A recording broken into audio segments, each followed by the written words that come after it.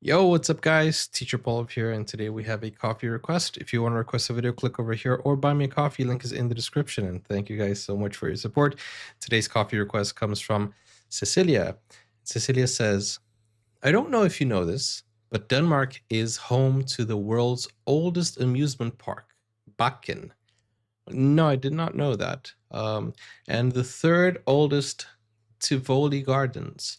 But I figured you should meet their unhinged little brother, BonBon-Land. This is without a doubt one of the most strangest amusement parks out there, based on a candy brand. This park is like an acid trip. What? Okay, let's check this out. There are so many strange things in Denmark. But okay, guys, don't forget to like and subscribe and join us on Discord. The link is in the description. Join our community there. Let's see, what is this all about? This is from a channel that is called Coaster Studios. Okay, so the link is in the description. BonBon-Land. This is a review. Okay, let's go. Let's see what this is all about. BonBon-Land.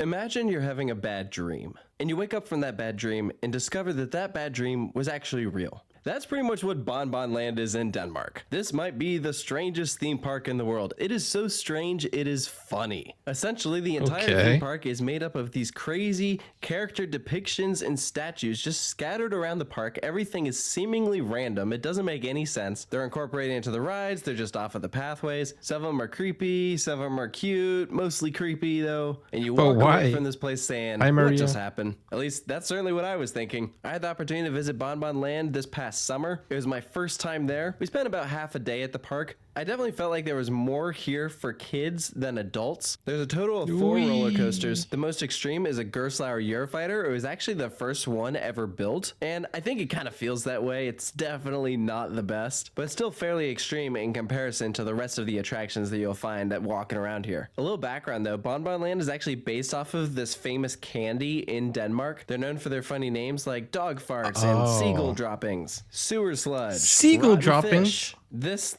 thing right here that has her boobs hanging out, and they have manifested all of these famous candies in statue form. Not for kids, I guess. Park. It's built right near this candies factory. They weren't really able to do factory tours, and so instead they came up with this theme park, and well, it's certainly something. Think of BonBon-Land as the Danish equivalent of Hershey Park. It's a theme park based off of a candy, but instead of the Hershey's bar and the Reese's cup, it's a dog farting and just various animals wearing people clothing, making weird faces. I would say the icon of the park is Henry the dog. He's depicted in various mediums throughout the park. He literally has his own ride. That's the dog fart coaster. Pretty much the ride that made us want to come here. Just an absolute meme. There's also a statue of him pretty close to the front entrance. There's a playground where it's just this big dog that you climb in and then you slide out of his butt. It's just very, very bizarre, to be honest. Wait, you loved BonBon or BonBon-Land? Because I feel like BonBon-Land is for kids, because the adults will be like, what the heck is this? But I think kids won't mind that much. Oh, these are the characters. But the candy, it kind of feels like it's so strange to give to kids. Like, hey kid, do you want a dog fart flavored candy? Although, kids will find that funny. Is it a good candy though?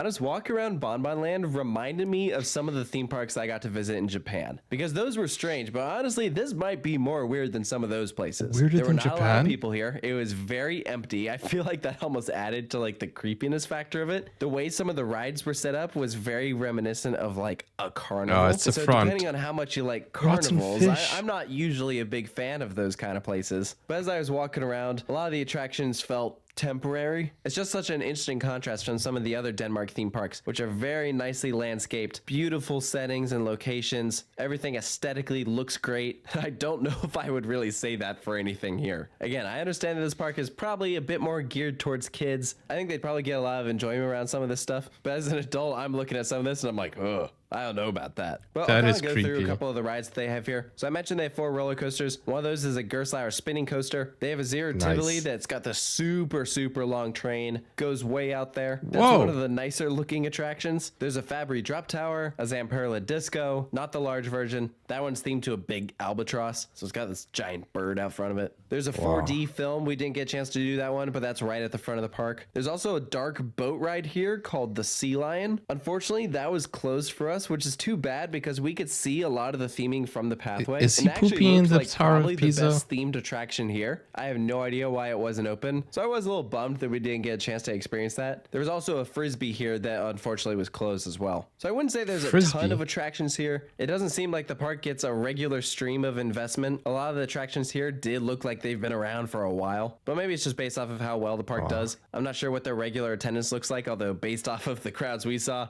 it wasn't great. We actually did BonBon-Land the same day as Bakken, so if you're a coaster person, you're trying to do like a trip to Denmark. Personally, I thought it was very doable to do both of these places in the same day. BonBon-Land is located outside of Copenhagen, so you will have to do a little bit of a drive between the two, but it's not too bad at all. I'm not 100% sure if I would recommend this park. I think it depends on what your priorities are, because I wouldn't say any of the rides here are like must-dos. I mean, by far, the biggest quirk about this place This is is so just strange. the overall atmosphere. As you're walking around, everything's just so strange looking. I feel like that's really why you'd go here, Why? but it also depends on if to you that justifies the price. I thought BonBon-Land was a little bit expensive much is for it? what you get. We paid about $45 maybe to get in at the front gate. I think it is cheaper $45? if you go online. Don't get me wrong, I'm definitely glad I went. To me, it was one of those places that I'm glad What I is can that say dude I've looking been into? there. It's funny to talk about. But personally, if I was planning a trip back to Denmark, I don't think this is a park I would return to. I'd be much quicker to return to Djurs Summerland or Farp Summerland, Tivoli Gardens, you know. Nice. I'm glad I went. I recommend it if you're someone who's just looking for a good laugh and bragging rights of saying, yeah, I've been to one of the strangest theme parks in the world. But if you're looking for like quality attractions, I'd probably recommend another park instead.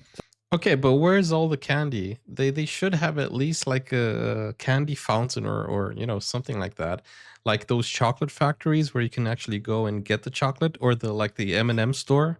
So take that as you will. Let me know down in the comment section below if you've been to BonBon-Land, if you agree with the points that I brought up, if you think there's anything I missed. Be sure to post all that and stay tuned for more roller coaster and amusement park reviews here at Coaster Studios. And we'll see you next time. Oh, that's what that means. Coaster Studios. It means they review amusement parks. That's nice. Okay, so I actually want to go into the comments and see what people are saying.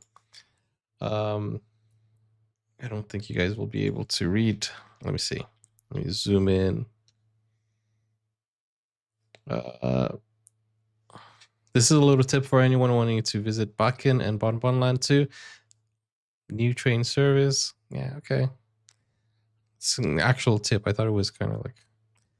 this park is so nostalgic for quite a few us Danes, but BonBon-Land hasn't received any investment in years and has become quite run down by now. It's honestly super sad to see, but the wackiness of the parks sure makes it a unique experience regardless. Okay. I guess that's a more positive review of it as well. Unironically, I absolutely love how genuinely zany and absurd looking most of the statues are. They ooze so much personality in their slightly janky sculpts, and they seem faithful to mimicking the illustrations and the candy bags. But where's all the candy? You know, I feel like they should have candy. This theme park is equivalent to an 18 plus content you see on YouTube. Why? What is he talking about? As someone who grew up in the exact city, Holmegaard, where BonBon-Land is, I gotta say you pretty much sums it up. You pretty much sum it up perfectly. I'm 28 today, and when I was younger, it felt so much better and fun. Today, it seems so bizarre. But as you say, it's definitely a weird experience. And just to be able to say, oh yeah, I've been there, is certainly enough for me today. A lot of kids still love it. And honestly, that's what matters for the park today. I feel like this is kind of like one of the Chuck E. Cheese type of things, you know. because like your parents go to Chuck E. Cheese and then you go to Chuck E. Cheese, and you know, it's all fun and games, I think. But yeah, let me know if you've had experiences in BonBon-Land or if you've eaten the candy. I still think there should be a candy fountain, or you know, at least something giving out free candy, or you know, like yeah, it has to be free candy, hasn't it? Anyways, that was yeah, it did feel like an acid trip for a second there. So thank you so much, Cecilia. And if you guys want to request a video like Cecilia and show me some weird stuff, crazy stuff, interesting stuff, nostalgic stuff, then go over to Buy Me a Coffee. Link is in the description. Click over here, or click over here for more videos from Denmark. Bye bye, guys. Take care. See you soon.